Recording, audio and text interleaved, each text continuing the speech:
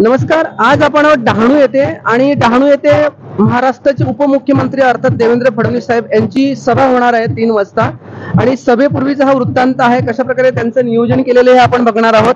हा जो स्टेज आहे आपल्याला माहिती साधारणतः पाठीमागे जर बघितलं साधारणतः 3000 खुर्च्यांचा बंदोबस्त केलेला 3000 खुर्च्या आहेत. पोलीस बंदोबस्त अगदी व्यवस्थित लावलेला आहे. आपल्याला दिसतं की पालघर लोकसभा जो आहे किती महत्वाचा बीजेपी साठी आहे अर्थात भाजपासाठी. त्यासाठी काल भारताचे गृहमंत्री अमित शहा यांनी वसईमध्ये सभा घेतलेली आणि आज डहाणूमध्ये महाराष्ट्राचे उपमुख्यमंत्री अर्थात देवेंद्र फडणवीस यांची सभा आहे आणि सभेपूर्वीचा आपण हा वृत्तांत घेतोय.